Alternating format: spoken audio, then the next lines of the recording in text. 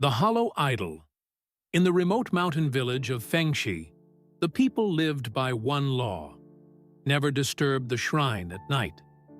At the heart of the village stood an old temple, weathered, leaning, barely holding together. Inside it sat a wooden idol of a god no one could name, its features worn smooth by time and smoke. The villagers called it simply the Guardian. No one remembered when it was first placed there, but every family had a tale of how it saved their ancestors, how during the Great Plague, only Fengxi remained untouched, how during the bandit raids, the raiders fell ill before they could enter the valley. They worshipped it not with joy, but with fear. Offerings were made at dawn and dusk. No one ever entered the shrine after sunset. And once every 10 years, a ritual was held, involving fire, music, and a blindfolded child. No one questioned it. Not until Shen Yuan returned. Shen Yuan was the son of the village elder, but he'd left to study in the capital. When he returned after 15 years, he had a scholar's eyes and a skeptic's heart. He bowed to his ancestors, respected the customs, but privately he found the shrine absurd. "Do you even know what you're praying to?" he asked his father. "We don't ask," the old man said. "It's not our place." But Shen Yuan did ask, and he started watching. At first, it was little things. The shrine door was locked from the outside, yet he saw shadows moving within late at night. Offerings would vanish faster than animals could take them. And the village priest, silent, hunched, with eyes like stone, always avoided his gaze. Then the deaths began. A child was found by the river, skin pale, mouth open in a silent scream. A young woman went missing on the night of the offering ritual.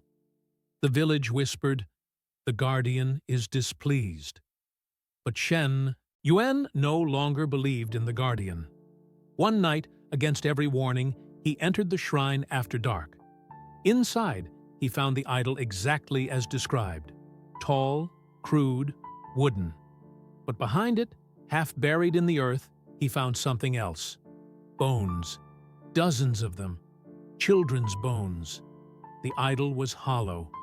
And inside it, carved in ancient glyphs he had seen once in his studies, was a single word: prison. Just as he turned to flee, he heard it, a voice not spoken aloud, but felt behind the eyes. "Faith sustains the lie. Break it, and I awaken." He stumbled out of the shrine, heart pounding. Shen Yuan tried to warn the village. He told them the idol was not a guardian. It was a seal, that the rituals were not worship, but containment. But the people turned on him, terrified. His father refused to listen.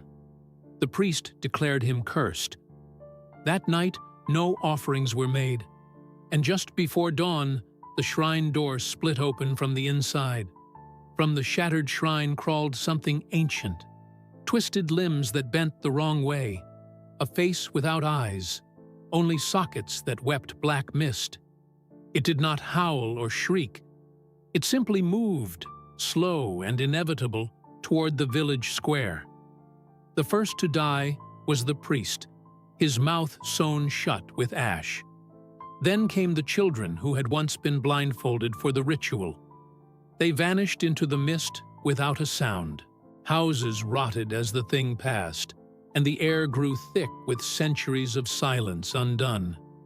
Shen Yuan fled to the forest temple of a forgotten sect, hoping to find texts that might explain what the idol truly was. After days of searching, he found an old monk who remembered the name of the entity: Guyan, the silent hunger. It was never a god, the monk said. It was a punishment, a spirit cast from heaven, sealed in wood by those who understood its hunger.